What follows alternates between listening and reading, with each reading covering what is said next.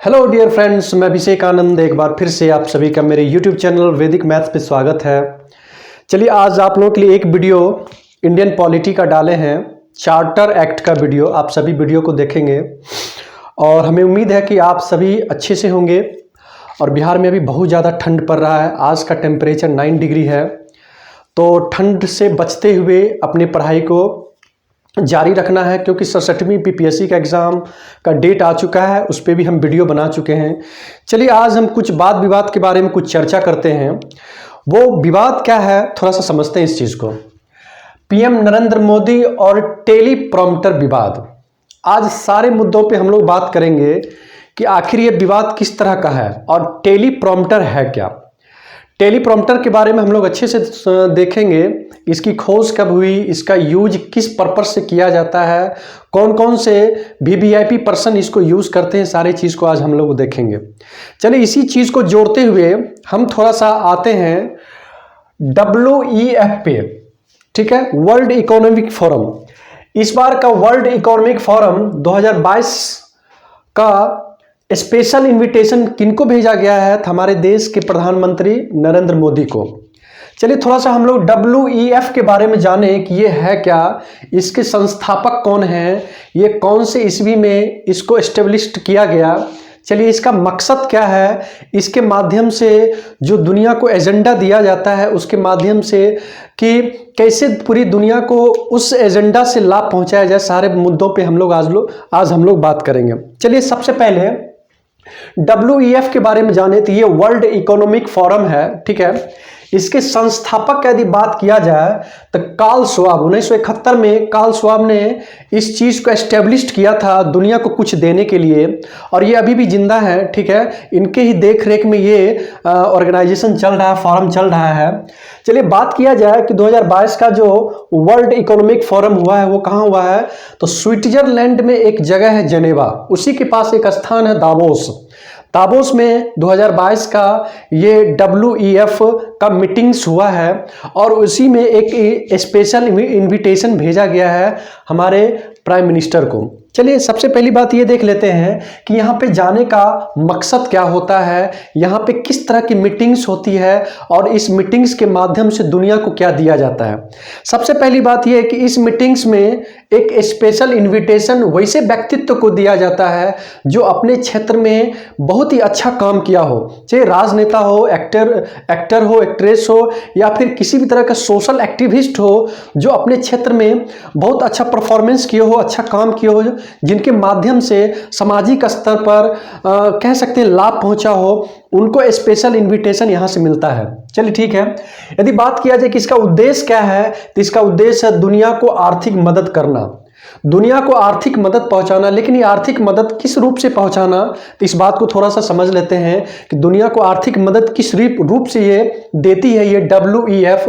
तो इसमें होता है क्या कि जो भी पूरे साल का एजेंडा इसमें चलता रहता है। पूरे दुनिया के जो भी सेलिब्रिटी होते हैं, जो भी बड़े बड़े VVIP आदमी होते हैं, उनको स्पेशल इनविटेशन दिया जाता है और किसी खास एजेंडा पे उस पर चर्चा किया जाता है और नए नए आइडियाज़ को लेके उस आइडियाज़ के माध्यम से पूरे वर्ल्ड को लाभ पहुंचाने का काम किया जाता है। और इस बार का जो हम लोगों का जो आइडियाज़ था, थोड़ा उससे पहले हम लोग जान लें कि इंडिया की तरफ से अभी तक में कौन कौन गए। तो मुकेश अंबानी है, शाहरुख खान है, बिल गेट्स अमेरिका के हैं, वो भी जा चुके हैं, ठीक है ना। लेकिन 2022 का एजेंडा इस बार क्या था, तो 2022 का एजेंडा WEF का था इस कोविड वैश्विक महामारी के बीच दुनिया अपनी आर्थिक सुदृढ़, एजुकेशन और ग्लोबल टेक्नोलॉजी को कैसे एक्सेलरेट करे। ये WEF 2022 का पहला एजेंडा था। और दूसरा एजेंडा था कि यूथ के माध्यम से यदि कोई नया आइडियाज मिलता है तो उस नया आइडियाज के लिए कैसे प्लेटफॉर्म तैयार किया जाए, ठीक है। इसी दो मुद्दों पे बोलने के लिए हमारे प्रधानमंत्री नरेंद्र मोदी को वर्चुअली मीटिंग के माध्यम से, क्योंकि अभी पूरी दुनिया वैश्विक महामारी से गुजर रही है, वर्चुअली मीटिंग के माध्यम से इनको स्पेशल इनविटेशन दिया गया। अब थोड़ा सा हम लोग लिंक करते हैं टेलीप्रॉम्प्टर के माध्यम से ये विवाद क्यों हुआ। जैसा कि हम आपको क्लियर कर दें कि जिस समय में ये वर्चुअली मीटिंग हो रही थी उस समय में हमारे प्रधानमंत्री नरेंद्र मोदी थोड़ा सा कुछ देर के लिए वो रुके थे और वो कॉल स्वैप से पूछ रहे थे कि हमारी आवाज जा रही कि नहीं जा रही है। लेकिन इसी बीच में अपोजिशन को एक मौका मिलता है बोलने का, जो भी अपोजिशन में अभी बैठे हों। सबसे पहले हम राहुल गांधी का बात करें, राहुल बाबा का। उन्होंने बोला कि इतना झूठ आपके प्रॉम्प्टर ने भी नहीं झेल पाया। खैर, उनका एक अपना व्यक्तित्व, एक अपना वक्तव्य था जिसके माध्यम से वो उन्होंने कुछ बोला, लेकिन हकीकत तो ये है कि वहां पे कुछ टेक्निकल इश्यूज रही होगी जिसके वजह से हमारे प्रधानमंत्री को कुछ देर के लिए रुकना पड़ा। अब रही बात कि हम लोग टेलीप्रॉम्प्टर के बारे में जान लें कि आखिर होता क्या है। ठीक है, थोड़ा सा इसके बारे में जान लें।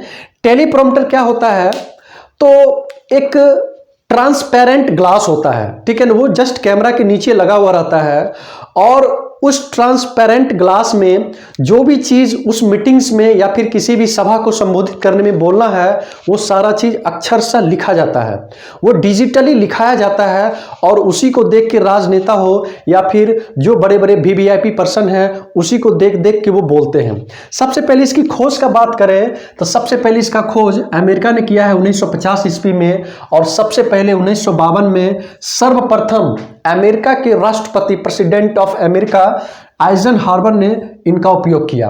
ठीक है, अब रही बात ये कि किसी भी राजनेता के द्वारा टेलीप्रॉम्प्टर का यूज करना क्या सही है या फिर गलत है, उस मुद्दे पे भी हम लोग आज बात करेंगे कि टेलीप्रॉम्प्टर का यूज करना कितना हद तक सही है, कितना हद तक गलत है। खैर, वो सेकंड मुद्दा है। सबसे पहले हम ये बात कर लें कि टेलीप्रॉम्प्टर का सुविधाजनक चीज क्या है। आप लोग देखे होंगे कि हमारे मोदी जी सबसे ज्यादा, अभी भारत में सबसे ज्यादा टेलीप्रॉम्प्टर का यूज हमारे प्राइम मिनिस्टर कर रहे हैं, और वो एक ट्रांसपेरेंट ग्लास होता है जो कहीं साइड में लगा हुआ रहता है।